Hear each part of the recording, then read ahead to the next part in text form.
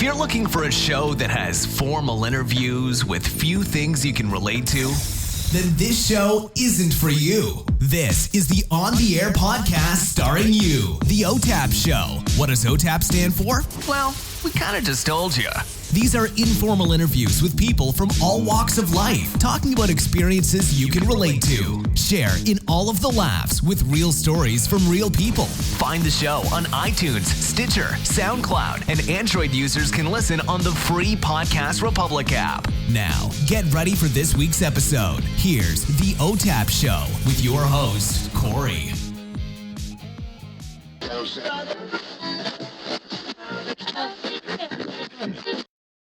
What up, everybody? It's your boy Smooth Over, aka Real Ghost Fight. Hey, this is Nikita, aka Jakari Star. Yo, what's good? This is your boy Bob.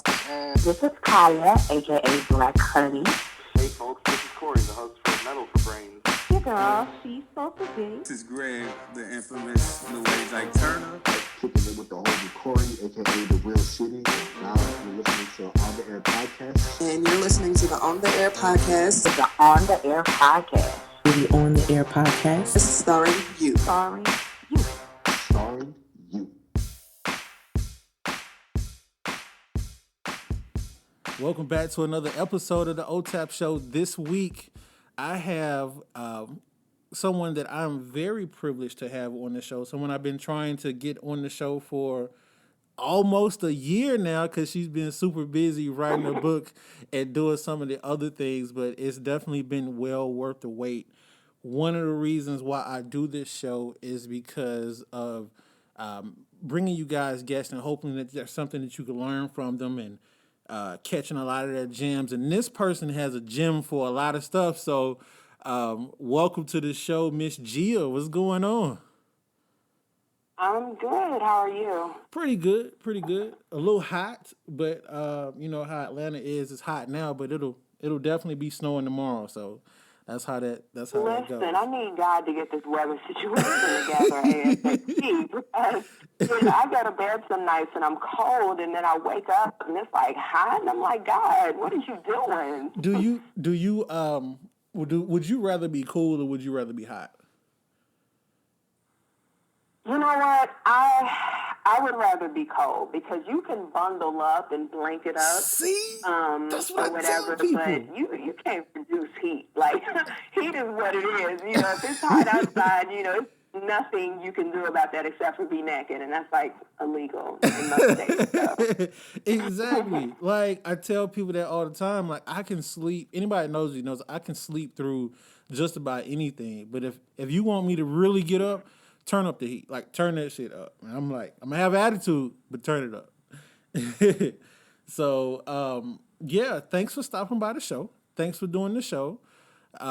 Finally, actually, we're coming up on our year of doing the OTAP show, and it's been a lot of great things. I'm going to start off with something light with you. Have you done a lot of traveling? You know what? That is funny that you asked that. I have not done a lot of traveling. Like, I can literally name all the states I've been to. Like, I've only been to, of course, my home state is North Carolina, but I've been to, obviously, South Carolina, Georgia, Florida, California. I was in New York for maybe all of 4 hours, and I've been to Philly and Jersey. Everywhere else, Tennessee. Oh, I've been to Texas. Shit. Okay, well, maybe I've been to a couple places, but as far as I've only been to the Bahamas, and I literally today just booked a trip to Turks and Caicos. Okay. So I'm really excited about that. I booked that for my birthday, and but other than that, no. And I'm actually about to start travel blogging, you know, like doing some, you know, because I want to go to a bunch of different places. Like, my mind is on fuck it mode. I'm just going to go whether people can go with me or not. And I want to, you know, really write about my experiences and just, you know, clear my mind a little bit and hopefully finally finish this book somewhere. That's dope. Like, I travel a lot, and a lot of it's for work, but even when I'm not working, I'm out traveling. And just like you, the only place out of the country I've been was the Bahamas. So I'm trying to get across the pond to England. In your travels, what's one of the dopest things that you've seen with your own eyes? Well, see, I've only been to the Bahamas. So, like, for me, being there, I'm a Cancer. And being there, it was really all about the water. Like, when I saw the water, I felt like a frog built in my throat because I was like, oh, beautiful, God. It's so clear. Like, it's like the brochure. It was so beautiful, and I'm addicted to water. So anything that I try to travel to whenever I do travel in the future is definitely going to be, something with beautiful water. Know that the majority of the places that I go in the beginning were chosen because I have to see that water in person. So I'm hitting up Southeast Asia later this summer, going to the Philippines, Indonesia, I'm Thailand. I'm hitting all of that just because of the water, just because I have to be there. Okay, cool. One of the things that I've noticed about you is that, and I mentioned this earlier, is that you have a very keen insight on nearly every subject, any subject that someone is going through, which is kind of a rarity, right? So, it's cool that you're very relatable in that. What sort of things has happened, good or bad, that's caused you to be able to relate on so many different levels? You know what? I kind of touched on this on Snapchat one time before. For me, it's not even that everybody's situation is relatable. I know this is going to sound so creepy McCreeperston, but I'm going to say it anyway. I feel like sometimes, I can just be sitting here literally maybe watching a reality show, or I can be looking up YouTube videos. And again, this sounds weird, but it's like I'll hear a voice, and I'm going to assume that it's God. I'm going to hope that it's God, and it's just, But I sometimes will hear a voice and say, hey, talk about yada, yada, yada real quick. And I'll just do it. I'll tweet about it, or I'll do a Facebook post about it, or I'll randomly text somebody about it, or I'll do a series of snaps on it. And then what'll happen is kind of like a domino effect.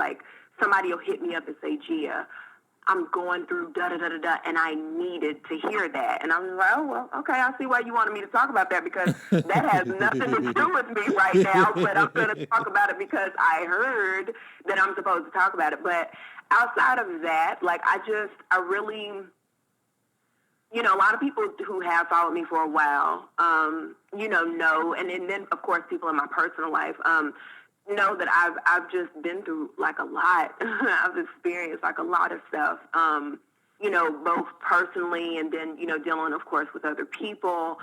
And, I just kind of speak from experience on some things. So it's partially when I'm told to talk and just whenever that spirit moves me. And then other times it's just that I might be speaking from a place of experience. It's something that I've been through, or maybe it's something that a really, really, really close friend or family member has gone through, and I feel not necessarily qualified to speak on it, but I feel like I have enough experience in it, be it directly or indirectly to speak on it. So it's usually one of two things. How does that make you feel when people come to you afterwards and say, yo, I needed to hear that? Do you feel like you have, at that point, a great responsibility towards them and what they're doing, or anything else? How does it make you feel? It makes me, I'm obviously going to feel bad, if somebody's going through something to where they needed, some type of motivational word, because, I feel like everybody in this world fights some type of demon that maybe they're not vocal about. And it might not even be a big demon. It could be a baby demon. But everybody has something that they're fighting or they're dealing with. And so it definitely makes me sad, that they are going through it. But at the same time, I feel good that I, little old me, I'm I'm a regular, schmegular girl from North Carolina, and I feel good, when, they say, gee, I needed that. You don't understand how much I needed that and how big of a deal that was for me, or how I felt like you were speaking directly to me. It feels good. another down to it though is I'm an empath, and so what people kind of assume an empath to be is very sensitive, which we are. We tend to be. But it also makes us seem standoffish, like you can't come to us and you can't talk. And it's not even that I don't want you to come and open up to a young thug. I just want you to give me a warning first, because I typically take on whatever somebody's feeling. So if you come to me and tell me, Gia, I've been depressed for like 6 months, and I'm sitting in the bathroom right now, and I'm about to slit my wrist, and I might go sit in the bathroom, even though I've never tried to slit my wrist, but I might go sit in the bathroom and feel like I need to just to relate to you, and that for me is what my empathism or whatever it is. Like, I feel really, really hard, so I always tell people before you bring certain stuff to me personally, just warn me first, like give me like a little trigger warning so I could say, okay, I can do this, and then go, So sometimes that's, a little hard at times. That's deep, and it's dope. Like, I know another person that's like that, and she has the ability to empathize with people on a whole nother level. And I always tell her that's her greatest strength. And with you also being an empath, like, I was going to ask you how well do you empathize with other people, but to the fact that you sort of take it on yourself, do you, and not to get too spiritual, but do you think in some form or fashion that that's a spiritual gift? Like, to be able to take that on from somebody else? It might be a little bit of a gift and a curse, to be honest, because depending on how deep you feel, and I tend to feel really, really deep, it can trigger, like depressive episodes for me. I've gone into episodes of depression just from hearing somebody else's story. Like, it was a story that came out a couple months ago. Like, what's this? This is March. I want to say this came out like in January, maybe February, but it was this boy, high school boy in somewhere in Louisiana. I can't remember where, but his dad beat him with a piece of, like, a big, thick piece of plywood, apparently because he had gotten a bad grade, and he died.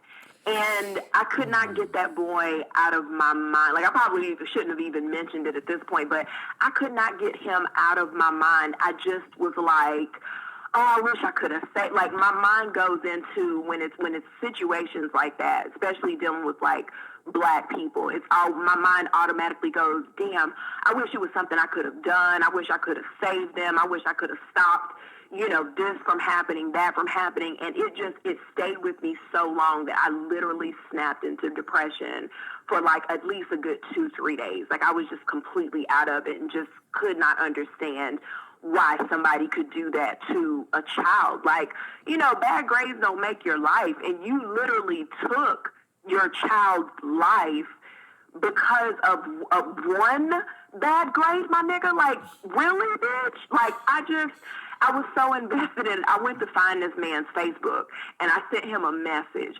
And, and I was just like, you sorry son of a bitch. I hope they throw the book at you. Like, you are so full of shit. I was just so hurt. And I felt like I cried about this boy as though that was like my brother or a close cousin or somebody maybe I was following on Twitter. Like, I cried, and I feel that deeply. And I feel like it's a good thing in a way because it keeps me grounded, and it keeps me able to understand other humans without being kind of like, ooh, that ain't my problem, whatever, that's on you. But at the same time, like I said, it can trigger certain emotions that I'm never ready to fall into. Like, I'm never ready to go there. Like, who wants to be laid up in bed and not doing any work, and, because you're crying and you're upset about somebody you've never met. And you probably, if they're dead, you never would meet them. Like, it's too much. And that's why I have to sometimes, even on Twitter, I have to stay in my mentions.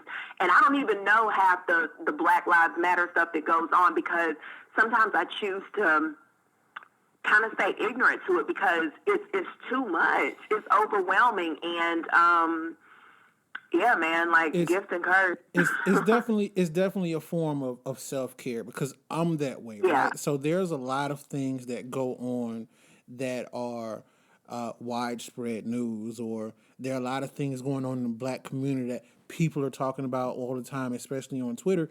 And a lot of times, like, I might start engaging in it some months later. And the reason is because that type of stuff a lot of times will bring me down. And I have to protect self, right? So and a lot of and it's frustrating, because when you decide that you want to get more information about it, people will be like, "Oh, that's you late and that's old," and it's like, you really can kiss my ass right now, because I wasn't finna go through that shit, right? So it's like you have to protect yourself, and there's nothing wrong with that. But when you're going through something like that, or even before then, does that sort of thing kind of make you want to limit your interactions with people in general? It does. It does. Like, because I feel like the less I know and the more I keep to myself. Let me give you a great example like this, but this is more just because I'm just, by nature, I'm not a nosy person. Like, it's always drama on Twitter, right? And I never know what the hell is going on. Like, and I'll just see it the next day, and I'll make a comment like, "Oh, I see last night you guys were upset about, a $200 steak that somebody," like, and I still to this day don't know the story behind the damn steak and showing the receipt. I don't know, but I just know that I saw a couple tweets. I stay out of that because, you and me for both. one, I don't care. 2, it doesn't make me money. And 3, I just don't care. And so I feel like the less I know, the better I am. So nobody can say, "Well, Gia saw da-da-da-da-da," and Gia commented, or I don't want to be that person that's commenting on other people's drama to the point where somebody can step in my mentions and be like, "Bitch, who are you talking to?" And I'm like, "Bitch, I was just minding my business," and that's it. I don't want any parts of it. So it's just like, if it's not dealing with me, or if it's not dealing with something that's being, publicly talked about, like maybe a celebrity or something, I just stay to myself. And I find that type of ignorance really is blissful. The less I know, the better I feel. But then, like you, when I find out something, it'll be months later, and I'll mention it, and I'll do like a little late hashtag, and everybody's like, "That happened like go." And like, I'm like, "Well, you know what? You can shut the fuck up, because I want to talk about it right now." Like, listen. So I don't care what you think. I don't care how late it is. It's news for me, and I just want to talk about it for a second. Mind your business. Listen, like me and you, like, we really might be homies, because like people look at me weird when I'm like, I really would rather not know what's going on with you. Like, when people want to tell me things and they seek me for counsel, like, I kind of have to stop and be like, do I really need to know the person's name? Is there a way you can tell me this situation without telling me who it is? Because the less I know, the better. I can help you. I don't need all those details. I just tell me what's bothering you.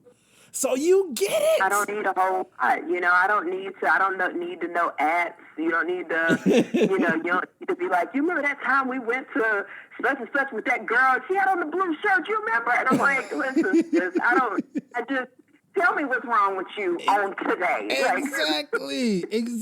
Tell me what your problem is. I don't need to know about specifics. Just, let's not do this, please. Exactly. Please. In situations like this, what's the best advice you have received? Like, you give out a lot of good advice. What's the best advice you've gotten?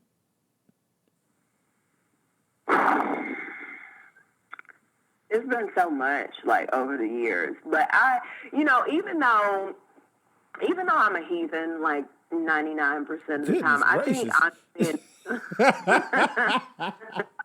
like, I'm just all kinds of messed up sometimes. But, even though this is going to sound cliche, my mom and my parents have always been like very, they've always been very, spiritual and everything. And that's just how I grew up. And, the best piece of advice that I've received would have to be from them. And it's just about keeping God first. And I know that sounds like, so especially, since I just dropped like an F-bomb a couple seconds ago. And, that's the heathen in me though. That's the heathen. But it's all good. The one thing that's always been very difficult for me to completely stray from is no matter what it is that you hear me say or what you might see me say on social media or anything like that, I've always had a very, very close and personal relationship with God. And I feel like that relationship is what it's kept me out of a lot of things. Like I've been, saved from a lot of stuff that could have been way worse than what they are or what they were, and I feel like I've just been told things and things have been revealed to me, don't go this route, don't do that, and I've been saved from a lot of situations, not even just in business, but just in dealing with people and relationships. And I just feel like because I've maintained that close relationship based on what my parents have said, they were like, look, we understand that we messed you up by making you get up at 8 o'clock in the morning to get dressed and go to church because you felt church. And I would complain every Sunday because I was like, why does church have to be so early? Like nobody in the Bible mentioned a specific time of day, but yet here we are. And that was my argument every single day. So when I was younger, I would always be like, when I get older, I'm not going to church. I'm going to still praise God, but I'm not going to church because church too early in the morning. But, I just feel like they've always been like, look, we understand, like, we would prefer if you did go to some kind of church, like, we don't care, but, just make sure that you maintain that relationship, just make sure that you at least have some type of relationship so that when you need, a real shoulder to cry on and I can't be there, or your dad, your daddy can't be there, then at least you have somebody. Like when your friends are fucking up or your friends ain't available or you feel like your friends are doing the whole wow shit to you while you're trying to talk, just at least always know that even though you might not get a direct answer right then and there, just know that God is always listening. And that's something that I've maintained, in my life for like forever because it's just been all facts. Like it's just been super duper facts. And I think it's helped me to get through a lot of horrible things that I've been through and just seen. And, so that has to be like the best. Like, the best advice. And I tell people, like for instance, your relationship with the Lord, right? That's your relationship, and no one else can tell you how your relationship should be, right? So you'll have someone standing on the sidelines, and I tell people all the time, people always are going to remind you of your yesterday, and largely because they are afraid of who you are right now. They're afraid of your present. Right. And so they're going to try to use that, and they say, oh, she's talking about Jesus and, all this and this, but what about blah, blah, blah, blah, blah. And that's another person you can tell to kiss your ass because this is your relationship. You know what I mean? So, and it's just like any other relationship. So I think that's cool. I think that's really dope. And you definitely got support over here with that. And don't. I appreciate it. Like I don't.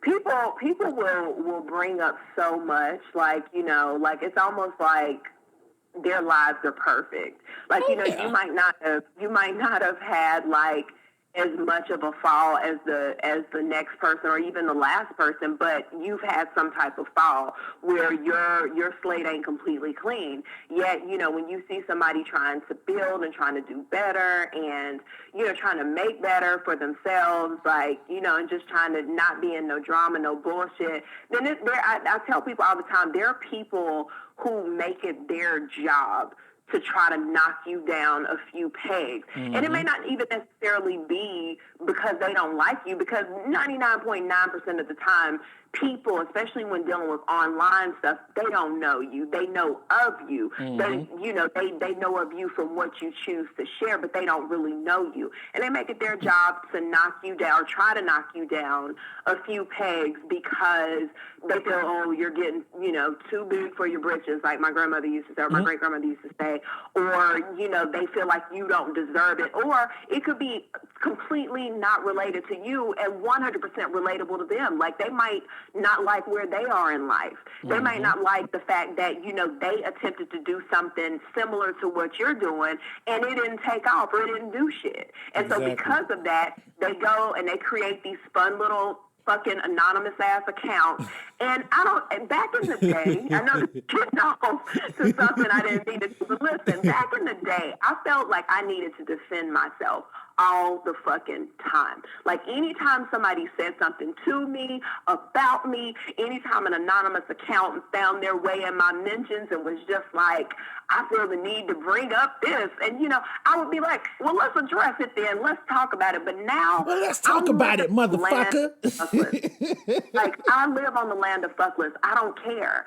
And I'm so, like, I shrug stuff off so hard that, you know, I could hurt myself how hard I shrug the shit off. Like, I just do not care anymore. I really legitimately don't care. And that's like a freedom that I've never felt in my life. Like, you know, just to be able to just be like, they say, who just tweeted about me? Like, they did what? Like, the other day, a couple days ago, probably maybe about 2 or 3 weeks ago, I saw somebody who posted, I guess they were, you know, on an adult site, and they posted, like, you know how those ads will come up on adult, like, you know, Pornhub and shit, and it'll say, meet your local slut that's down the fuck, and I guess one of my pictures, it was a camera phone picture that, you know, I gave to somebody a couple years ago, and of course they felt it was nice to post that, but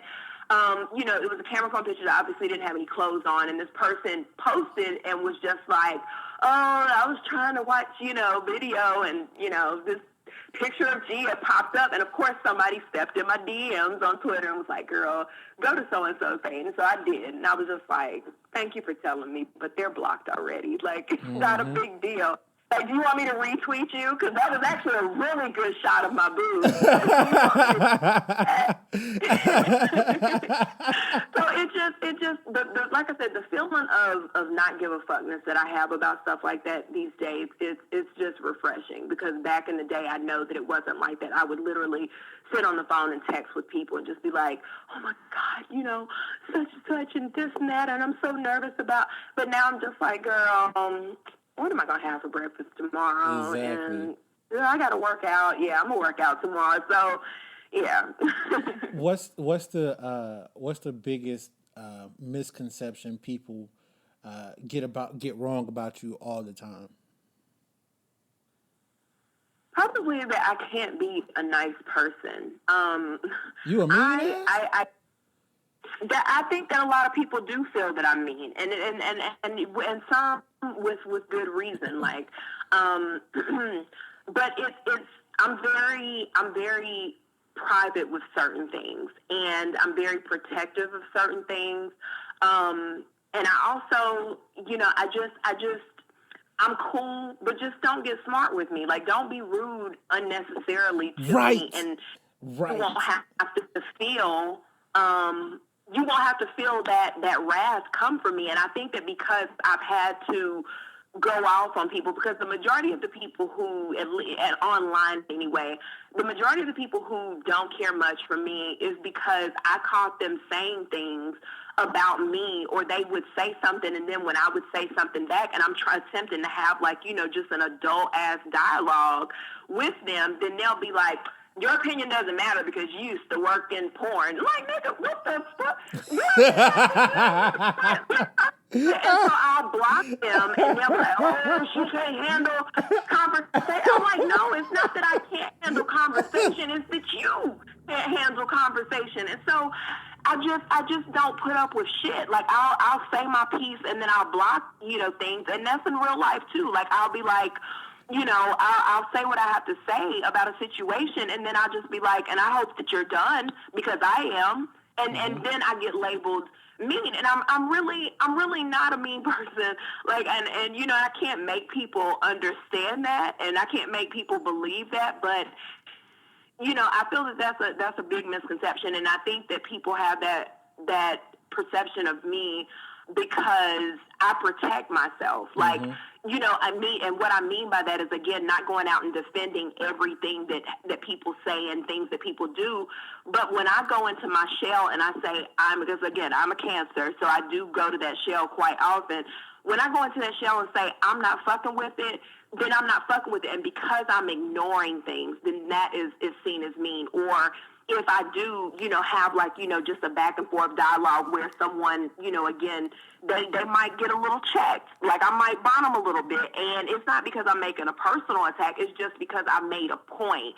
And people think that I'm supposed to be dumb or whatever, and they feel offended, and all of a sudden, she's mean, or, you know, she's not nice, or she's not this, or she's not that. I'm not saying that I'm a perfect person, but I do have a heart. Exactly. I definitely have a heart, and I feel like if I didn't have a heart, I wouldn't be able to, you know, be the empath that I am, you know, if I didn't have that.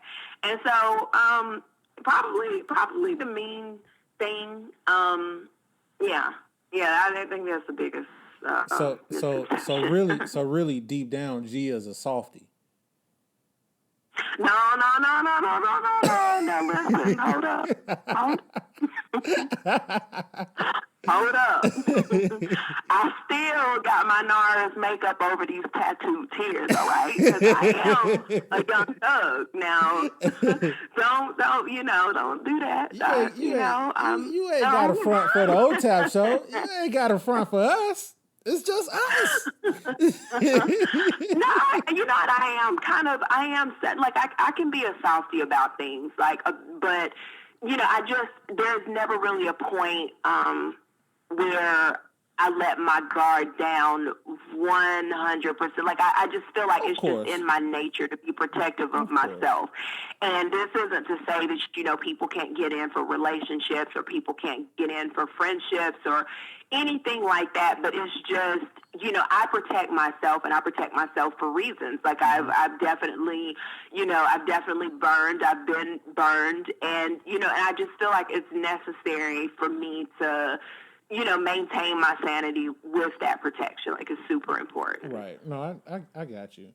I want to shift gears a little bit. It's kind of come up twice, and I definitely want to touch on this topic a little bit because I know that there is a story to come out of this.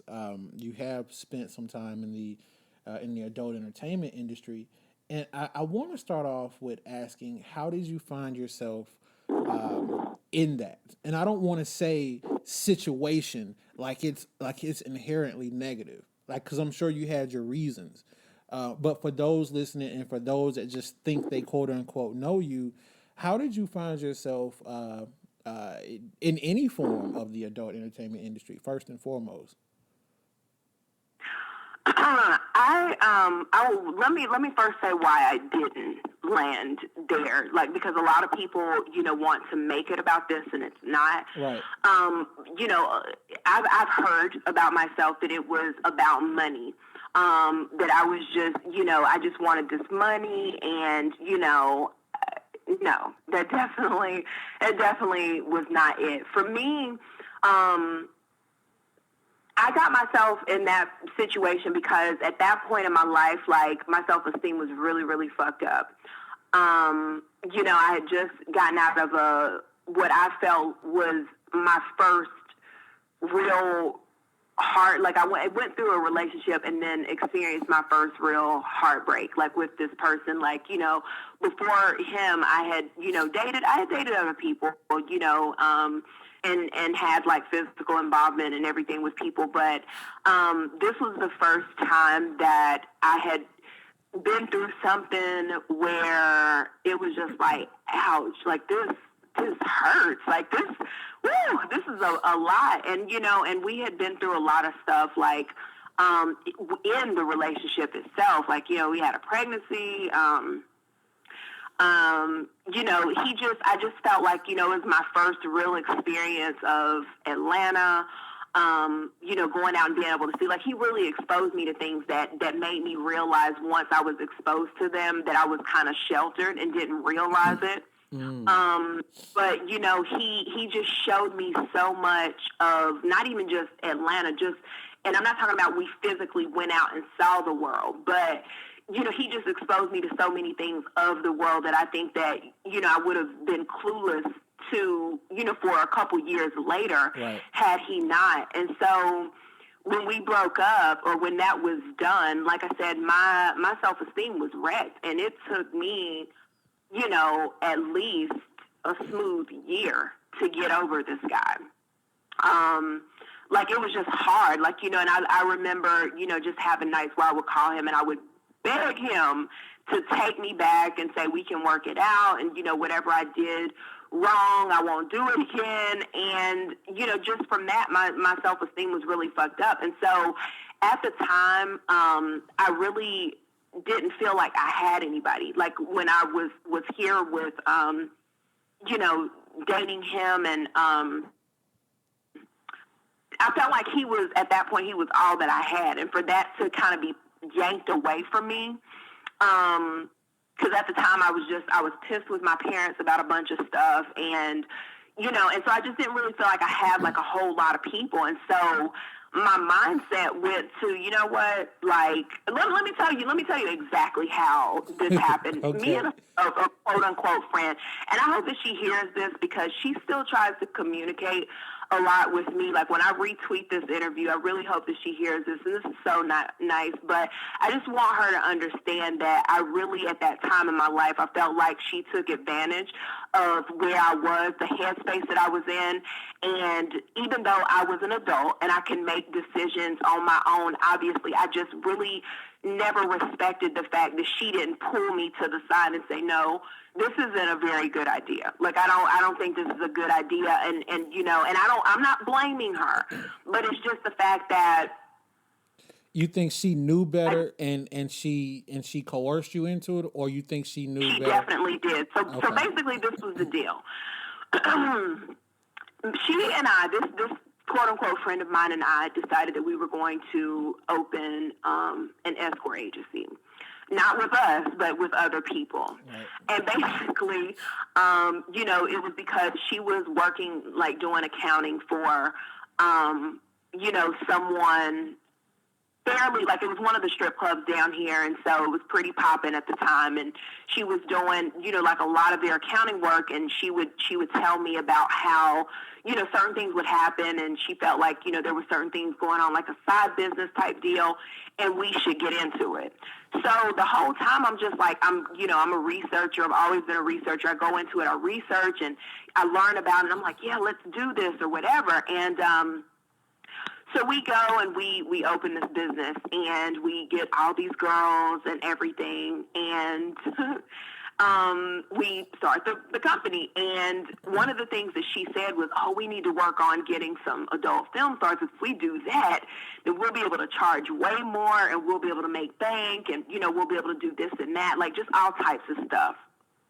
So there was one particular porn star that she was absolutely obsessed with, and she contacted her and was just like, look, we have this business, we can do this for you, and we'll do this cut. How does that sound? Not thinking she would get a response, but porn star girl was like, cool, we can do this.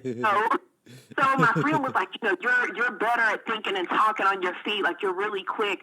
I want you to talk to her. And so me and this girl, we went back, and I'm obviously not going to say her name, right. We went back and forth via email, and we talked on the phone. And then she finally was like, it's crazy to me that I'm here in Atlanta, but even if you're not down with the meetup thing, okay. But she was like, it's crazy that, I've been talking to you and talking to your friend or your business partner, and I've never seen you. Like, I have no idea what you look like or anything. She was like, so it'll just be nice to put, like, a face to who it is. And I'm talking to her, so I just was like, went to my little computer and was like, oh, here's a picture. And she was like, okay, Shay, like, you're cute. You got a nice body, too. And so she was like, do you dance? And I was like, bitch, no, I don't. And so she was just like, yeah, you got, like, a really, really, really nice shape. And she was like, do you mind if I show your picture to somebody? I'm thinking she's getting ready to show it to a dude and hook a nigga up, Like, I'm like, okay, yes, go ahead and do it. And then, from that point, like, within a couple days, I got an email from should I say his name? Well, I can. A guy named Ron Ellis, who has recently passed away. And he hit me up, and he was like, wow, you're really cute, and your dimples, and hey, bro, you never stripped or anything. I was like, well, I did, like, briefly, when I was with that shitty guy, but, I'm not, no, I haven't done anything extensive. He was like, well, would you consider working in film? And I was like, bitch, let me show you where you got me fucked up. So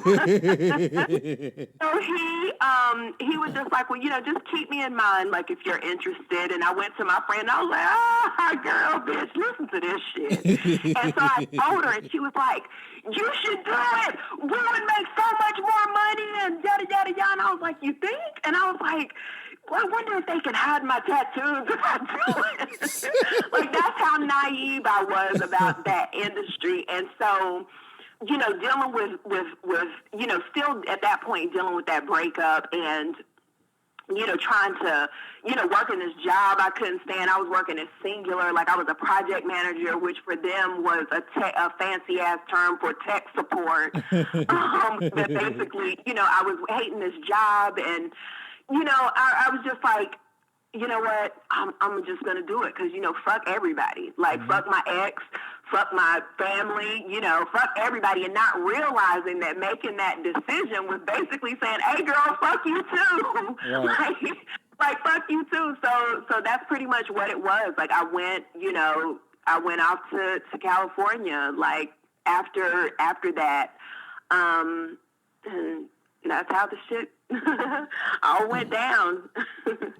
That's how I got into it. Just having a lack of self-esteem, and at the time just being extremely vulnerable, and not really, paying attention to who was being my real life friend and who was, just in it and kind of being a snake. And I just, like I said, I know that doesn't sound like a very nice thing to do, but this particular young lady, if I'm not mistaken, I think she messages me on Snapchat, and she uses the same name that she used to use back in the day. And I'm definitely going to retweet this and hope she sees it. I just have to have her know that I really just don't think that you were a great friend in that situation, especially considering that she knew a lot about what was going on with me personally. And so I don't blame her, just like I don't blame my ex. But I just think that when you see a friend going down a fucked up road like that, like it's okay to pull them hard as fuck by their shirt down and say, no, bitch, you're not about to, like, I would never promote somebody doing, something so insane and reputation killing. Like, I would never. But I just don't feel like I got that same respect from, a lot of people who just happened to be in my life at the time that I made that choice. So, how hard was it to get out of that industry? For me, it wasn't, because I was there literally for like 6 months, from January to really May. And I had a contractual obligation that I had to fulfill like that summer, and I can't remember if it was June or July, but it was literally something that I had to fulfill. Like, it was no way for me to really get out of it. I'm pretty sure if I would have been thinking a little smarter, then I could have, lawyered up and not, but, I did it. But one thing that I'm very grateful about with me is that I've always been a cold turkey kind of person. So if I want to stop something, I can do the shit cold turkey and not think twice about it. So, like, the guy that I dated, that I, said I was in love with and everything, he got me on, ecstasy pills, and I was drinking, like, Patron. Like, Patron was my shit. Anybody who's been following me for any amount of time knows Patron was like my BFF, my bestie. It was everything to me. And I was able to quit all of that stuff cold turkey. Like, it's just, it's not hard for me. Like, if I say that I don't want to do something and I really have my mind focused on not doing it, I won't do it. And so that's what happened to me. Like, I was at my manager's house in California, and I called my friend who was out there. I went to college with him, and he's an actor out there. And I called him, and I was like, I'm about to go, and I'm going to go get a hotel because I need to think. Because when I was out in California, I was staying at my manager's house. Like, he had multiple houses that he was renting, and a lot of the girls in the business were staying, at these houses. So, but I went, and I had this rental car out there, and I just was like, I just need to go get a hotel because I need to think. I need to get a hotel room because I need to think. And I called him over, and I was like, can you spend the night with me and just lay with me? Like, he's gay, so it wasn't that type of party. But, I was like, I just need somebody's presence. Like, you don't really have to say anything, but I just need to think. And that night, like, we went to go get something to eat, and we were watching TV, and I just remember just gazing into the TV like, what the fuck did you just do? Like, this was the dumbest thing that you could have ever done with your life. Like, why did you do this shit? And I just looked at him, and I said, I'm going back to Atlanta. And he was like, really? Are you sure? And I was like, yeah, I'm going back to Atlanta. I'm going to book a flight for the day after next, and I'm going to go. And he was like, okay. And so I had a lot of stuff, so I was like, do you mind shipping my stuff to me? Because I'm just going to take what I have here at the hotel, and I'm going to leave. I need you to go back to my manager's house and get my remaining stuff, but I'm going to leave. And that was it. Like, I did it, and I just didn't look back. And it wasn't a thing where, statistically speaking, I should have been back in it, within a month or even a year or two after I left, but I didn't. And I think that's where that close relationship with God comes in, because I feel like, of course it was my will. And by will, I mean it was my own choice to experience that. Because I'm not saying that, God put me in the adult industry. Hallelujah. Like, I'm not saying that. But I feel like, we do have the ability, like, we are granted the ability to think for ourselves and do as we want to do. But then what the outcome of that is, in my opinion, is in God's hands. And so I feel like the fact that I didn't go back to it, statistically speaking, I should have, or I should have, been laid out on drugs somewhere, addicted to alcohol, but I'm not. Like, I'm none of those things. And I'm very grateful, very, very grateful that I am waking up and I'm doing something completely different, completely unexpected with my life. And that I didn't get stuck, because I know girls who, they're shooting bad right now, and they were the same people who were there when I was there. And I'm just like, wow, Do you keep in touch with any of them? No. Well, no, let me say this. There are 2 girls that I do keep in touch with. They're on my Facebook, but the rest of them, no. The reason why the other 2 are permitted is because while I was out there, they were younger. They were sisters, actually, and they were both very much, well, not very younger, but, I was, at the time I was out there, I was 25? So one was 18, and I think the other one was maybe 21. So they were, they could have easily been my younger sisters. Right. And I just felt like this need to protect them. And, because I just was like, I hope you guys don't, when I decided to leave, I was like, I really hope you guys don't stay in this long. I really hope you guys, decide to do something else, because you're so young. And there's nobody comes straight out of high school and says, except for probably just white girls, but nobody comes out of high school and says, I want to do porn. Nobody says that shit. I can see, if you live here in Atlanta, maybe, I can see, even though I'm not saying it's right, but I can see, with the strip club culture being so big here, I can see someone saying when they graduate, bitch, I'm going to go work at Magic City. I'm going to go work at Strokers. I'm about to do something like that. But no, I don't think anybody just is in high school and just when I graduate, as soon as I walk across that stage, I'm flying my ass to LA and I'm going to get my fuck on for money. I don't think anybody says that. And so I just felt like this. I kept a lot of notes, which I hate that I don't have, because I got rid of that computer, shortly after I left LA, but I kept a lot of notes about a lot of the girls that were out there. And, but there are just two that I couldn't keep my mind off of. And so I keep in touch with them, but the other ones, there have been some who have tried to contact me, you know, and would want to follow me like on Twitter, and I just block them. Like we don't have anything to talk about. Like there's nothing because a lot of times, and it's like, you know, if they were coming to me and saying, you know what, I respect the fact that you were in for such a short period of time and then you got out, and I want to understand like what you did and how you did it, where that's different. But a lot of times when they followed me or they've reached out to me, it's been because they would say something like, you should come back and you should work under my company, or, oh, you're not filming anymore because I was hitting you up because it's a project that I want to do for my website.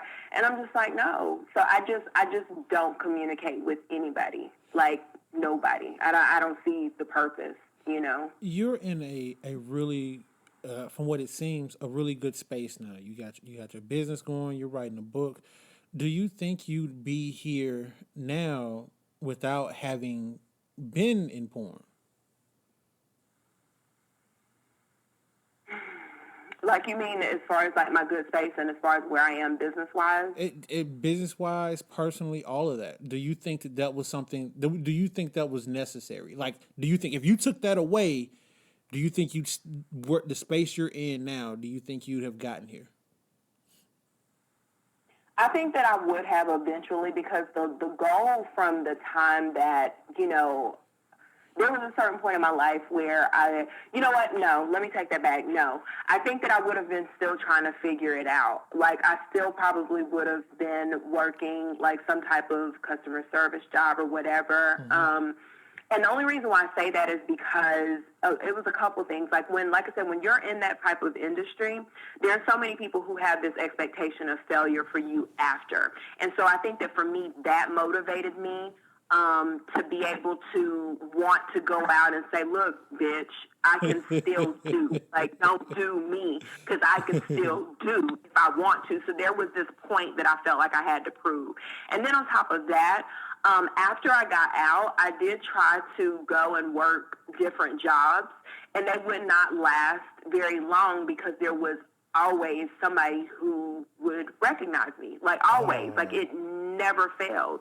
And my first job when I got out, I was just looking, I want to say like on maybe Career Builder or something, and they had this ad up for a paralegal, and they were like, you don't have to have a degree, and, you know, we'll train you, and, you know, through our paralegal program and all this kind of shit. I applied and they hired me, and I was so crunk about it. Like, I was like, bitch, I'm about to be working in a law firm. Like, yeah. So it's like, you know, I couldn't tell anybody where I was because I didn't want to risk, like, you know how we do, like, well, I know I do. I'll get people fired in a heartbeat, you know, when they do some fuck shit on Twitter. But, you know, I just felt like at the time Twitter wasn't a thing, like, at least not for me. But, you know, I just felt like, you know, damn, I got this position and everything, and the money's decent, and, you know, so I was fine with that. But when I went to other jobs, which were typically like in like call center type environments, because I didn't have experience for anything else. Like, I didn't, you know, and people always try to clown. Let me get off topic. There's money in call centers. Don't listen, be trying to tell people. People try to clown people who work in call. There like, is I money. understand not necessarily thinking that someone should make that a career, but if that's what they want to do, let them work in that damn call center, because somebody got to answer these fuck ass phone calls. And people try to clown, like, you know, people be like, oh, she used to work at Comcast and shit. Like, nigga, yeah, because I had to pay my bills. Like, what do you mean? Like, why is this a joke to you? Like, why is that a bad thing? Like, you know, it'd be different if I was, you know, just out here, like, and I opened a fraudulent check writing scheme or some shit. Like, you know, I was just trying to pay my bills, and so I don't understand why that's such a big clown. Like, you know, but anyway, so people would, I would go to these jobs, and of course, a lot of times in call centers, not to sound, stereotypical, but the majority of the time in call centers is, it's us, Black people. Yeah. And, and so, I would go there and I would do my best to not really make friends with people, didn't really make eye contact. Like, imagine me walking somewhere looking with my eyes, like looking at the ground while I walk, or trying to make sure that I'm in my phone or reading, right. I would act like I'm reading a piece of paper and walk. And, just anytime there were large groups of Black people, like, congregated in a specific area, I would try to make sure that I wouldn't walk by them or, just different things. Because the minute I got recognized, then it was, like, I could tell when it happened, because I would start having guys especially be, like, super nice to me.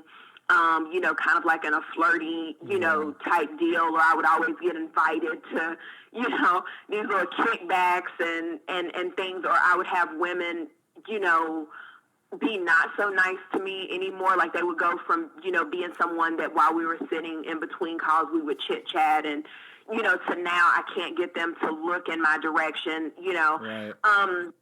But after it became like a repetitive cycle, I said to my best friend, I was like, look, I'm going to have to find something to do that's going to have to stick. Like, I'm going to have to, because I can't keep job hopping. Like, I can't keep going from company to company and having to lie about, fortunately back then, during like those like 2006-ish, 2007, people weren't digging as hard. Like, with your resume, like, you of course would do a background check and shit, but they weren't digging as hard. Whereas now it's like they're checking your social media, and they're doing like all the stuff that I didn't really have the opportunity to experience. But I was just like, yo, I need to figure out something that I can do, that's going to allow me to not have to really answer to people, or maybe work from home some kind of way, because I can't keep quitting these jobs. Right. Like, I can't keep getting somewhere and enjoying what it is that I'm doing, and then,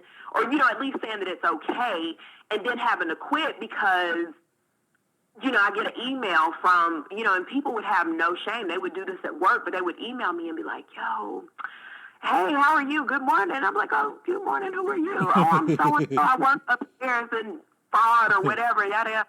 And, I just wanted to say hi. And I was like, okay, well, hi. And, just, as a side note, just between the two of us, I loved your work. And, just like, and I would get real flippant. And I was like, what work are you talking about? And they would do like a little wink face. And I'd be like, okay. When I get home, I got to go look at Builder, because now it's time for me to go somewhere else before this spreads, because it was definitely going to spread. And, I would even try to find like little white facilities. White people they don't have a fucking clue about who I am at all. And I would try to find white situations to work in, and it just never worked. Like, there would always be that one Black person. And even if it was just, one or two Black people that maybe it was me and like two other Black women, we would say, for example, go to lunch, and one of them would bring their husband or their boyfriend, and it's just like, please don't. And then, they would come back, and my boyfriend, like, I don't mean to be funny, but my boyfriend thinks that you're this girl, and I'd be like, really? I look that much like her? Quick question, and this will be the last question I have on that subject. Is there, because I was having this conversation with someone before, and I was like, well, I need someone that's actually been there to actually have this conversation. Like, you just opinion. But is there is there racism in porn? Go ahead, I'm sorry. I didn't even mean to cut you off. You said, is it racism in porn? Is there racism in porn? Yeah. Absolutely. Listen, one of my goals, I don't know if I'm going to ever accomplish this, just because I'm a shitty procrastinator. I'm the worst when it comes to procrastinating. I'm trying to break that. But I felt like it would be more felt. I watched this documentary called Hot Girls Wanted. It was by one of them Jones girls, one of Quincy Jones's daughters. I want to say it was Rashida, whichever one that thinks she white. whichever one, that's the one who did the documentary. And I was so disappointed because I felt like she touched heavily on the white girls in the industry. But I'm like, so you couldn't find no black girls to talk to, like none. So you could see the obvious differences in the treatment, in the pay, in everything. Because you think about it, like if you think about some of your top black porn companies or whatever, and just think about how some of the box covers look. Think about how some of the environments look, that that they sex in. Like, think about all that shit, and then you go and you try to find the white equivalent to that same shit, and you won't. Because white people are given more of a production budget. They're given more of an on-set budget so that they can get makeup done and hair done, which is why a lot of times when you see black women in these videos, I won't say 99% of the time, but a vast majority of the time, they don't look as polished. Like, it's mismatched weave. It's, the same old let's oil your butt set. Like, it's the same shit over and over and over again.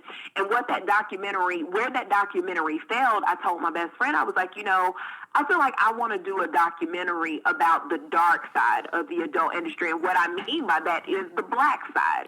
Because it's fucking racist as hell. You can even go into an adult toy shop, like an adult store. And if you go and you know how they have those plastic pussies and things like that, like, they're molded after various porn stars, go look at Jane Doe white girls' price on hers, and then go look at Jane Doe black girls on theirs. It's always a huge difference because the white girls are always going to be valued as more. So they get more. They get these, like, for the exact same shit by the exact same companies. The white mold will be like $200-$300, and that they're getting profit off of that couple hundred. And then I can only imagine when the black girl's pussy mold is $99, like how much of a good cut of that does she get? And it's such an obvious difference. Like, it's a huge, yes, there's racism in porn. Like, even you look at sites like fucking Ghetto Gaggers. I probably shouldn't even out or whatever, but stuff like Ghetto Gaggers, and it's so many sites that are geared towards, I'm not saying that when you work in porn that it's not I'm not going to say shameful, but it's what's the word I'm looking for? I know what I'm trying to say, but like when you look at sites like Ghetto Gaggers, those are geared towards being even more disrespectful or dehumanizing to a black woman. Now, again, I'm pretty sure there will be people who will listen and argue, well, they shouldn't do porn because that's dehumanizing in and of itself. But there's still some level of dignity to be had. Exactly. And I think sites like that, it's just like it's over the top. And I remember somebody said, because they hit me up, and it was another major company that was similar to them. Somebody hit me up. They were like, look, I don't agree with you doing this at all. Like, this was somebody who had been following me for years on social media or whatever. He was like, I don't agree with you doing this. I don't like it. I think you're better than this. Like, you're way smarter than this. You're too good for this. But I beg you, do not do Ghetto Gaggers, or do not. I can't think of that other company, but they're based in New York.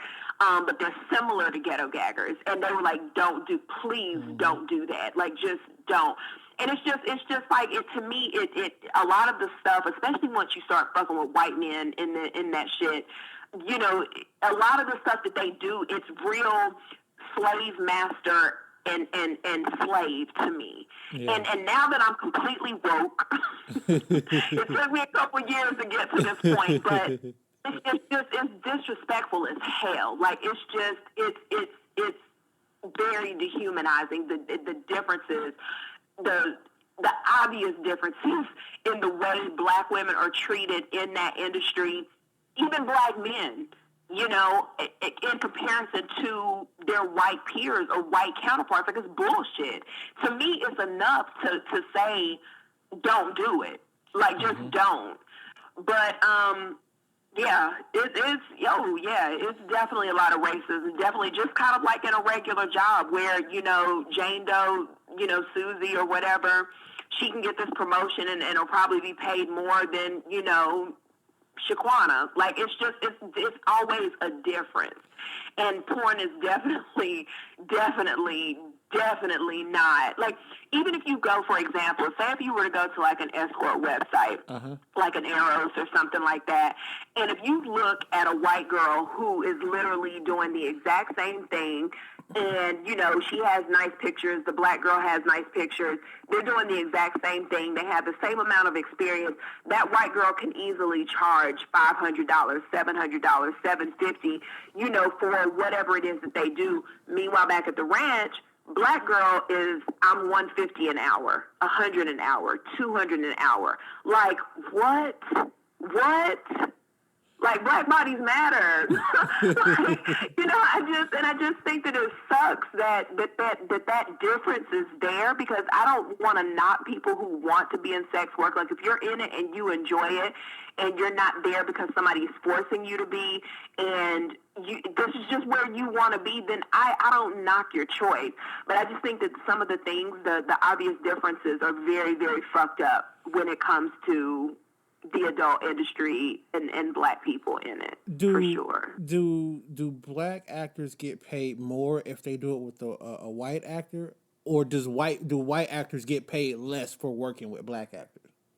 I think it's the other way around. White people get paid less, so you'll find that a lot of white people will say, I don't want to work with black women or black men just because it takes my value down amongst the fans. Like, for a lot of white men, they'll be like, you know, if they have like this white girl that they really love, they'll be like, if you fuck a black guy, I can't fuck with you. And they'll lose a whole ass fan base just because that's what they did. Wow. But no, the price doesn't change. Like, when you are a black woman and you, the only time it'll change is if you do like anal, and even then it's only like a $100 to $200 difference.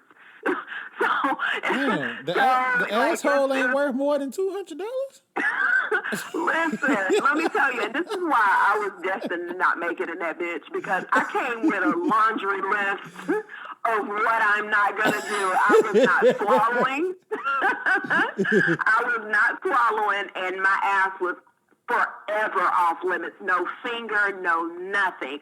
And my manager would constantly, he was like, you can't be like that. Like, you're going to be stagnant as hell forever if that's your restriction. I said, okay. You didn't want that extra $200? I'm good. That you would not. My ass is to this day, hallelujah, still a virgin. And it is going to remain. It is going to remain, because, honey, I have no ass to give. Like, I don't. I'm good on that. You sound like your manager makes it sound like you just had a ridiculous ass, I'm not gonna do this shit list. And that was pretty much, you know. And then I did have, like, I didn't really want to do the white thing. Like, I think during the entire time, I think I did like 2 white guys, but my absolute no was white girls, because I'm not even a little bit attracted to white women at all. Like, I can see a white guy, I can see a white woman and say, oh, she's beautiful. But would I sleep with her? Absolutely not. No, I'm not attracted, like, even in the least bit. So that was my no. I went to Miami one time to work for what's the name of that? Well, I'm not gonna assume. No. I kind of want you to ask the question, but I don't want to answer because I don't want it to be fucked up that I know. It's this company in Miami, and they have like a whole series of sites that they do, and one of them was called Bang Bust, and but I can't remember the big name of the company. Like, it was a big name. Anyway, I went down there because this was around the time that I was kind of doing, like, trying to sneak and do, like, side stuff away from my manager, and I was working and booking my own shit. And I went down to Miami, and I messed up production, like, because they didn't ask me before. You should have asked me this shit before you flew me down there. But I get down there, and they were like, hey, so this is what we're going to do. We got you working with this guy that looks, you know, kind of white, but he was actually Latino, and we got you, it's going to be a threesome. And I was like, okay, cool. And they brought in the girl that was from, I said it out loud. I was like, this white girl?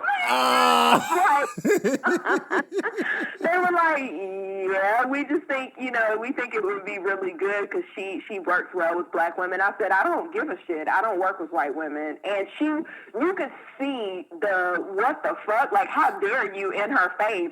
But I was like, no, if writers exist for people who do porn, then that's part of my writer. No white, don't do white girls. I was like, he's getting a little bit of a pass, because whatever. But I can't do a white girl. Like, I'm just not attracted. And so they ended up having to completely switch what I was doing for the entire time that I was there because they had all these plans, and I completely fucked it up. I was like, I'm not doing that. Like, you can send me, I can get on this plane and go back home, but I'm not doing that. You fucked up everything. Yeah. All right, cool. I appreciate the insight on that. A couple things before we go. I want you to take the time to tell us about you got your book. So I guess 3 business ventures. I want you to tell us about your book that you're writing and your 2 websites. OwnYourBlackness.com, which is super dope. I got a shirt from there. It was it's the shirt with the chick with the fro. And it says, "Don't tell me I'm pretty for a yes, that is the one. I love that. Yeah, that was the drawing by my friend Dre Price. Like, she is an amazing artist. Mm-hmm. And when I saw it on her Instagram, I texted her and I was like, look, I don't take people's art and everything, but I am really addicted to this fro girl that you created. Like, is it possible that we could collab and do something with this? And, and that was just one of the ones that just really, really, really took off. Mm-hmm. So, yeah, that's one of my favorites for sure. How did you get started with the site? Where did the idea come from? For Own Your Blackness? Yeah. You know what? I've always wanted to have like a t-shirt company since I was maybe like back in Charlotte when I used to work for, well, it's probably AT&T now, but it was called Bell South back then. And I remember I used to want to have one then.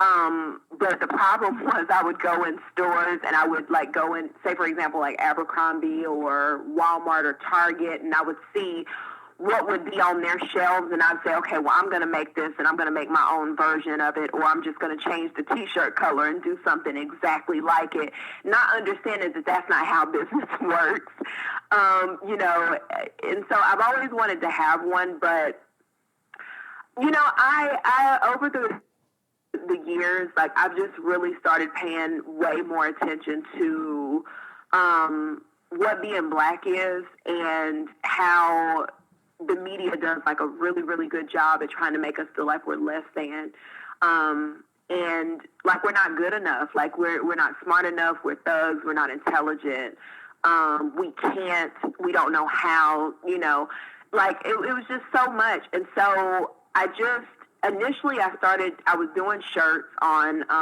this tea site that we won't mention. Anybody giving them no damn plugs, but I was doing some shirts with them, and basically how that site would work is you could post a design on a t-shirt, and you could set a goal for how many of these shirts are to be sold before they'll print. So I would always, set things up, and every time that I would set something up, they would either tell me, well, we can't do that because this might be this might be a trademark protection or a copyright protection, or this might be racially offensive, and my campaigns would get pulled the fuck down like every time, and it was like no matter what I put up, the shit would get pulled. And so I finally was just like, I'm not going to sit up here and lick your ass, like, and beg you to let me do something that I know that I can do on my own. Right. And so that's pretty much how Own Your Blackness was birthed. Like, I just really wanted to get a couple ideas out for some shirts and things that I wanted to do. And it started with just one design. Like, it literally started with one. And that was the now defunct Google shirt. Like, Google, black people that shirt or is black out of men here? are, black women are. No, That one that shirt is done? Oh, I wanted to I buy took it. it down. I took it down because I consulted with a friend of mine who's an attorney, and she was just like, I just don't think this is a good idea. And she was like, because it's good, because you're low key right now. But she was like, if there's ever a point where you're printed in a magazine or, that shit is dope. if you do like, an interview and all this kind of stuff, and Google gets a hold of it. She was like, some people at Google might be like, whatever, she ain't gonna make the billions that we make, but there'll be that one petty, McPeddington that's just like, no, we need to sue her ass. She's making money, and so I took it down I just didn't want to get my shit taken. Listen. So I just felt it was necessary for me to take it down. But listen, after the show, I need help getting that shirt. After the show, we need to talk about how I can still get that shirt. I can still get you one. I can still get you because they're still there, but they're still on the site, but nobody can see it but me. Okay, so cool. I can still get you one. Okay, cool. But yeah, so I started with that one, and then I put that one up, and it sold so well. Like, it was just ridiculous how in love with the shirts people were. And then so I just was like, well, let me put another one up. And that did well. And I was like, okay, well, let me put another one up. Like, I just kept going, like, and it just, it blew. Like, it just really, really blew. Like, it's been featured on, for Harriet, and I think she has another site. They have another site, a sister site. I think it's called My Colores or something, Colors or something like that. So it's been there. It was on, oh gosh, I know I'm going to get killed for this. I think it's Ebony, ebony.com a couple times. It's been on several, just other blogs and it's just really done really well. And I just didn't expect it to have that type of momentum so quickly, but it did, and I'm grateful for it because, like I said, it's just always something. I've always wanted to have a T-shirt line, but I felt I didn't want to do something, just, I don't know. I didn't want to do something that everybody expected me to do. Like, like have some old, I don't know, bitch better have my money T-shirts or something. I don't know. I just didn't want to do something that people expected. And so with that one, I just really wanted to just kind of put my own stamp on how proud I am to be a black person, how beautiful black people are, how amazing and enterprising we are, how talented. Like, we're just an amazing fucking group of people, and that scares people. Like, it scares people that we're so powerful. And I just felt like I wanted to do my part in helping people understand, like, look, these cops might be out here pulling this little number and everything, and white people act like they don't understand what privilege and shit is. They might pretend like they don't get that shit, but whatever, we're still great. Like, we're still the most amazing group of people in this world. Nobody does it better than somebody black. And I just wanted to have my say in that. Like, I just wanted to be able to put, my stamp on how great I think that we are, but I just really didn't expect it to turn into a full second business. Like, I really did not, It is an amazing site. I remember my first time going there, and the shirt that caught my attention was the Google shirt. So I sat there and I was torn between. I only had enough to get one shirt at the time. I was torn between that one and the chick with the fro. And the reason why I did that, because I was like, I think it'd be cool for women to see a dude representing them like that, because they don't get that a whole lot. So that's why I chose that shirt. Your other site is fofro.com. Yeah. Tell us about that one. That one was kind of an accident too, because listen here, okay, so this was coming like fresh off the heels of MissGia.com. Like, I shut that down. I just decided that, again, I'm not as nosy of a person as I thought I was or thought I could be. Celebrity gossip just didn't work for me. Like, I'm a casual reader of that type of thing, meaning I can go, I don't go to blog sites and things like that anymore. Like I follow, like 2 on Instagram now. But other than that, and I only follow those 2 out of loyalty. I'm cool with the girls that run one, and then the other one, I was there when they literally had like 200 followers. One of my friends was like, follow this, Instagram or whatever. Like, I know one of the girls is going to be writing for it. So, just to show some support. And I did, and I just never unfollowed. So I'm not really that big on gossip. So anyway, this is getting off into something it shouldn't be. But yeah, so MissGia.com, I decided to shut that down. Like, I was just done with it. And like I said earlier, I'm very much a cold turkey type person. When I feel like something doesn't serve me anymore, if I don't like something, if I don't feel like it's a good idea anymore, I'll shut the shit down. Like, I don't care how indecisive it makes me look. I don't care how inconsistent it might look to someone. If I don't want to do it, I'm not going to do it. And that's just it. And so the thing was, with Miss Gia, the way you get paid for blogging, like when you're with all these ad networks and whatnot, the way you get paid for that is you get paid, like, say, for example, this is March. You'll be getting paid in March for advertising and shit that was on your site from months ago. So then when April comes along, it's still months ago that you're getting paid for. So you're not getting paid in April for the month of March, and you're not getting paid in March for the month of February. Like, you're getting paid from months ago. And so I had so many different monies that were coming from so many different directions with MissGia.com. So I was just like, I can safely still shut this down, or I can maybe have like the site up, but just not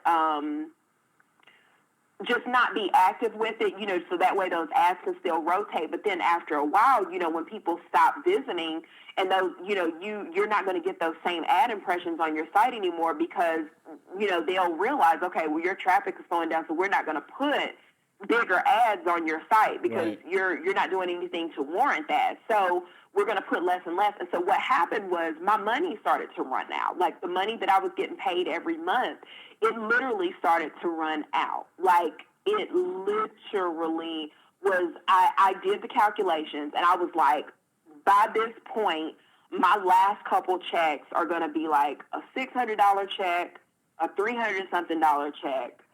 Then it's going to get down to like $100, and it's going to consistently be like little over 100, like, 101, 102, 103, before I'm not getting paid anything from it anymore. So what happened was I would take pictures on Instagram and, would post them, and women would always comment like, oh my God, I wish my hair was as long as yours, and I wish my hair texture was as pretty as yours, and which I think is it's a compliment, but it's a dumb compliment, because, I love all types of black hair. I think a lot of types are beautiful. So, and finally I just was like, you guys, this is a fucking weave. Like, leave me the fuck alone, please. Like, it's a weave. And it went from being, oh, wow, that's so pretty, to, oh, my God, where can I get some? And I was just like, at first I was going to, just be like, oh, yeah, just go to da-da-da-da-da and get it. And then I was just like, let me see. Like, let me see what I can do with this. So I literally, I'm going to tell you the secret of, y'all getting the exclusive on this right here. Getting it here first on the OTAP show.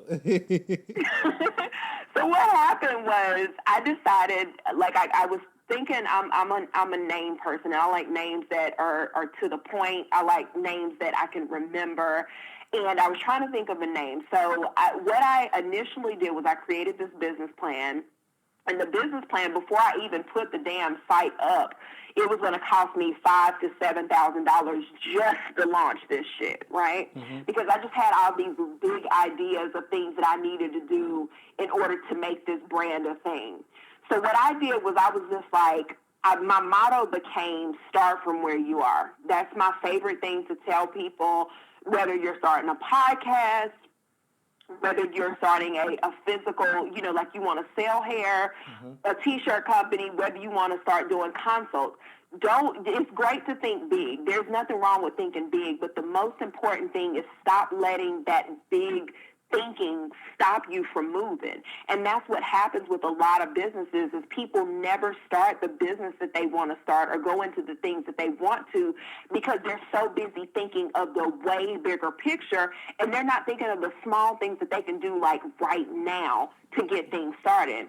So what I did was I put the business plan aside, and I was like, okay, that's real cute, but I need a way to start this because I'm getting ready to not be able to afford to pay my rent. I'm getting ready to, my cell phone is about to get cut off. Like these things that I could normally afford to do, you know, I was slowly but surely not being able to do that shit anymore. And so I ordered a bunch of samples I ordered some samples for 2 people from every hair type that I was going to sell to be able to sample it for me. Mm-hmm. And I sent it to them. I was like, just wear this shit a good month and let me know what you think. Hit me back as soon as possible. And everybody came back was like, this is the pros, this is the cons, this is what I like. That's all the testing I did. That's the big secret because I know that a lot of people are just like, I bet she did like months of testing. Girl, no, I didn't. I needed money. I needed money. I didn't have time to be doing like months and months of testing because it was going to be that or, you know, not have like food and, you know, the things that I had grown accustomed to, like, you know, having a roof over my head and having food. So I literally was like, I sent these friends of mine this hair and was like, look, when you get this, as soon as you get it, I need you to put it in your hair and wear or make a wig out of it, whatever the fuck you want to do. I need it to be done as soon as possible. And you need to report back to me every week how the hair is acting. And then I already knew how it was going to perform for me, but I only knew of one type. And I wanted to get other people's opinions because I had grown so used to knowing how to take care of it that, you know, for me it was like second nature, but I wanted to see how other people did it. And so on December 31st, 2000, what was it, 14? Was it 15? Well, this is 16. So It was 2014 that I launched the site. I literally pushed the go live button at 11:59, like right before it was going to be January 1st. And like within a couple minutes, like within minutes of the site being open, I literally had like 21 sales. Wow. And to a lot of people, that doesn't sound like a big deal, but when your hair is like no less than $120 a bundle, and these women are buying 2 and 3 bundles at a time, that's a big deal. Like, wow. You know, and I was like, oh shit, oh God. So it's you know, it's definitely presented some challenges because like any business, it's, you know, I'm stepping into this like with, you know, newbie glasses on, and I don't know how everything is supposed to go and how everything is supposed to be, but it's made it. Like, it'll be 2 in December, you know, going on 2. And I'm grateful. Like, I'm super, super grateful because it's just, again, it's another stamp in my book that says that I didn't become the statistic that a lot of people wanted me to become. Absolutely. Like, I didn't fuck up and fail the way people wanted me to fail. And, you know, and I'm not a millionaire by any stretch of the imagination. You know, I still want to call the electricity company sometimes and be like, look, can I make an arrangement on this shit? Because I don't feel like paying this right now. Like, you know, I still have to budget, and there's still things that I still have to be very conscientious of. But, you know, these bills are getting paid, and you know, and I'm good. Like, everything ain't great. You know, I would love to be a millionaire, but you know, I'm grateful for where I am because I know that it's exactly where God wants me to be, and I know that He's proud of me. And you know, it's a lot of other people that are proud of me because, again, I didn't allow my past to dictate any part of my future. I just was like, that shit doesn't exist to me. Well, I'm going to do what the fuck I want on my terms. I'm proud of you, and proud to be associated with you because that is a great testament, and you're doing awesome things. Before we get out of here, I give my guests this opportunity every time. Did you have any questions for me that you want to ask me? Because I've been asking all the questions, so if you got something, this was for you.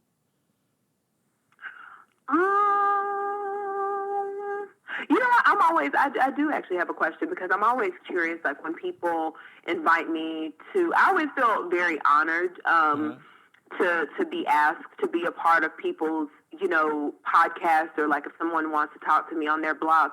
And a lot of times I've been very guilty, like in the past, of just saying, "Oh, I don't have time. I can't do that right now," or because I even did that with you. I think you said at the beginning, like it's been like a while since you made the offer. But it's mainly it's always been either I really am busy, or I'm just not comfortable with talking to people about myself like that. Right. So I'm just always curious when people invite me to things like that, like why, like it's a humbling thing, but I'm just like, why me though? Like, I get that. Why is it, And so I guess that would be my question, like, because again, I'm not nosy, so I don't know if you've ever been in anything that I could ask, that, I don't know, but I guess that would be it though. Like, right. Why Young Thug? Why me? Well, for me, it was pretty simply this. Like, I mean, I followed you for a while, and one of the things that I've noticed, like I said, is that you have such a unique perspective. You find so many, you're able to relate on so many different levels. And I would follow you and you'd say things about, you would be on one thing and you'd stop and you'd say, I could go on with this forever. I got so many stories, blah, blah, blah, whatever. And so I knew from that, that there was something deeper there. And I wanted to have an opportunity to try to kind of put that on display for a little bit. And so in efforts to help even more people. So that even more people could hear and relate to what you're talking about and see those great things. And also, if there was any misconceptions about who you are, to give you an opportunity to set the record straight. Because people are going to always... people are going to see, when this episode goes live, people are going to see the name and they're going to think one of two things. One of it is going to be negative and the other one is probably going to be something to the effect of, I don't know who it is and I don't really care. But the magic of this show is, and it happens every episode, is if you listen to something and you don't necessarily have to know who the person is to get something from it.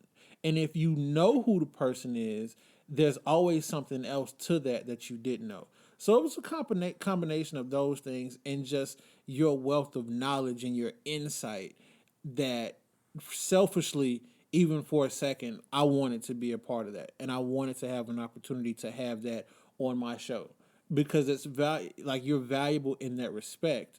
And I wanted other people to see what I saw in that. So that's the answer to that.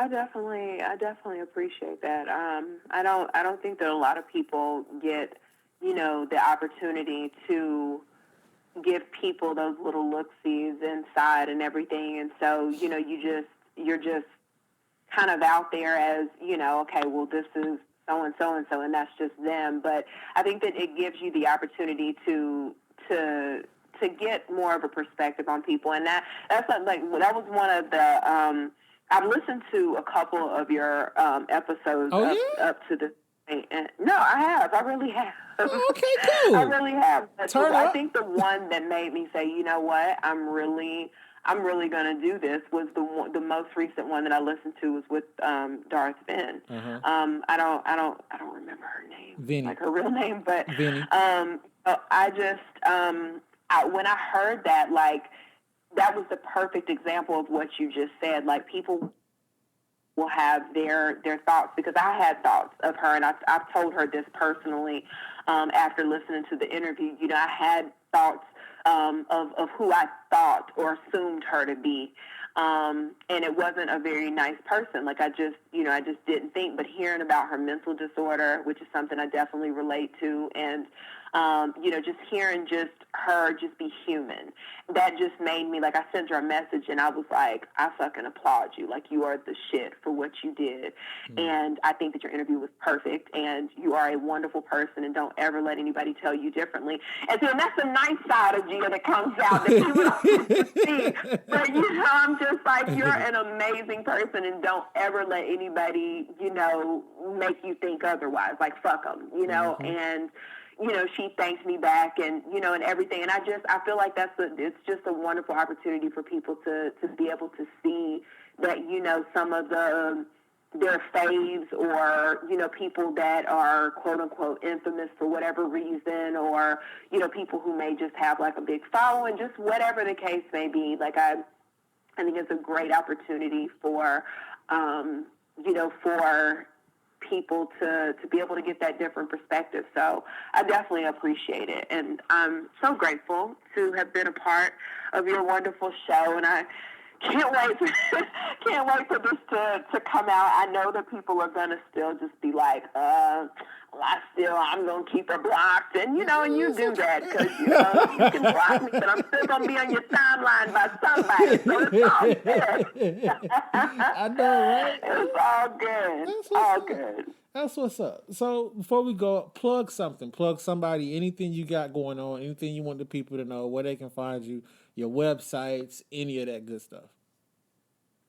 Oh, God, how long you got? How long? I mean, of course, you guys can follow me if you want to, but my block hand is real strong. No, I'm just kidding. But no, you can follow me at Miss Gia, MISSJIA. Of course, we mentioned my site, sofro.com, Own Your Blackness. And then also I'm going to be doing the travel thing this summer. I guess it's going to be happening sooner than later, because this was actually not supposed to take place until like July, August. But with this Turks and Caicos turn up, it's going to be in June. But I'm going to be doing that at thefrocialite.com. It's literally the word fro and socialite combined.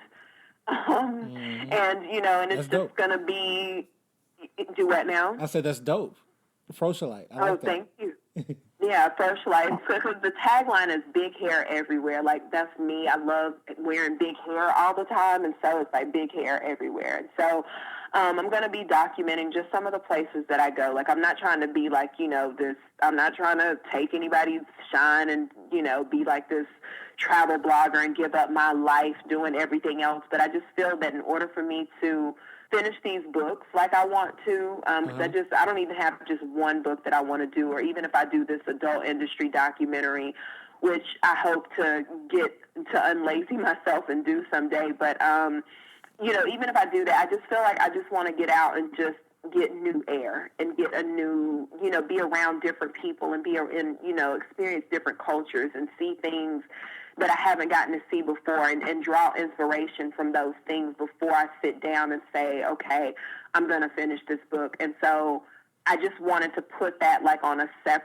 own, site, and, have a place where people who, they might not be interested in the shit that I do on Twitter. They might not want to buy hair. They might not give a shit about buying a t-shirt. But, there are people who are interested in, my goal is this. I'm not trying to inspire people to travel, because I didn't do it for a really long time. I'm literally gonna be right on my 36th birthday before I really leave and go somewhere. But my goal is just to remind people to just go. Yeah. Like, bet on yourself. Always go and always bet on yourself and just do. Because life is short, and we see how short it is every day when it becomes a hashtag, or someone announces that they have cancer, or, we see how short life is. And I just really want to, even if I don't encourage you to get a passport and go to another country, I just want you to be encouraged to just go and know that if I can do it, coming from the shitty situations that I've come from, the bad decisions that I've made in life, the shitty people that I've dated who have, unfortunately influenced my life at that time, if I can go and if I can still do things, then you absolutely can too. And I'm so regular, like I'm so extra regular. I'm regular, and I want other regular people to understand the importance of not letting that regularness stop them from doing things. And so that's my next move. That's what we're working on. That's what we're gonna do. All right, cool. Last thing before I get you out of here, because it kind of just hit me. I just kind of just realized something, and I'm definitely about to put you on the spot because I'm gonna be that dude right now. I just realized that you are the first person I've interviewed that does not follow me on Twitter, and I don't know how to feel about that. See, now I gotta block you. You know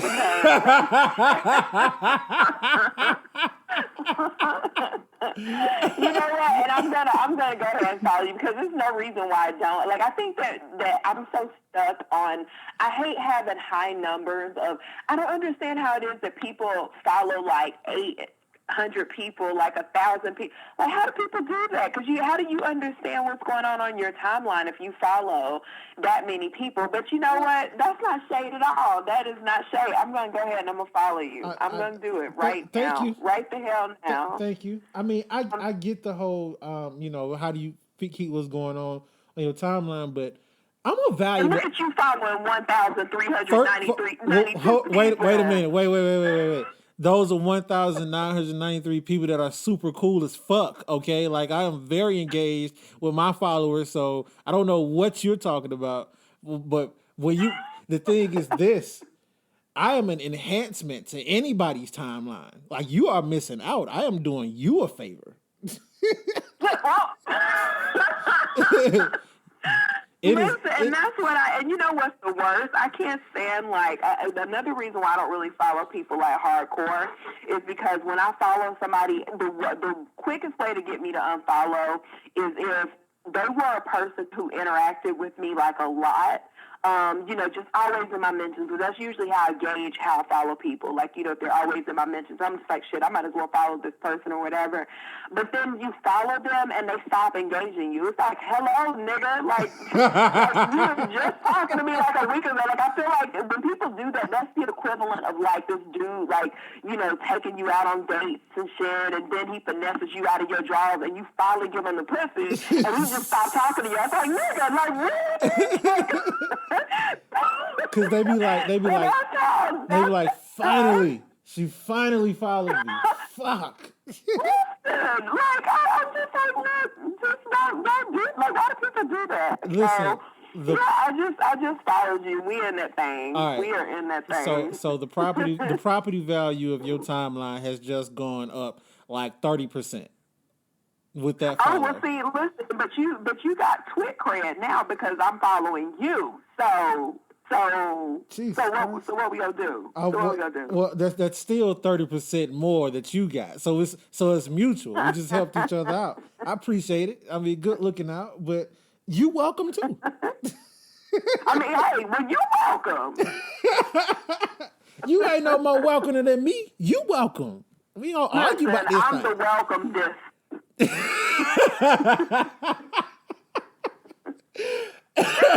cannot with you, but I enjoyed myself. Yeah, this was fun. This was pretty dope. Yeah. I can't wait for this to come out and be able to share it with people. People are going to really enjoy it. I enjoyed doing it. You are a sweetheart. You are very precious, and you got a homie in me. So whether you like it or not, so that's that. Well, I thank you so much. I thank you for the opportunity. Like I said, I'm definitely grateful for any time that, anybody shows like a little interest in a young thug and lets me get a little bit of myself out, so I'm not totally misunderstood. And then, people still don't love me after this, then, hey, I tried. You did your part. I did it. I did what I could do. I'd like to thank our guests for coming on today. And if you would like to be a guest on the show, send an email to otap@writeme.com. Follow the conversation on Twitter by searching the hashtag OTAP, that's OTAP, or following us on Twitter at OTAP Show. You can find the show on iTunes, SoundCloud, and Android users can listen to the podcast on Podcast Republic. Just download the app and search OTAP Show. On behalf of our guest, I'm your host, Corey, and I'll see you back here next week on the Air Podcast, starring you.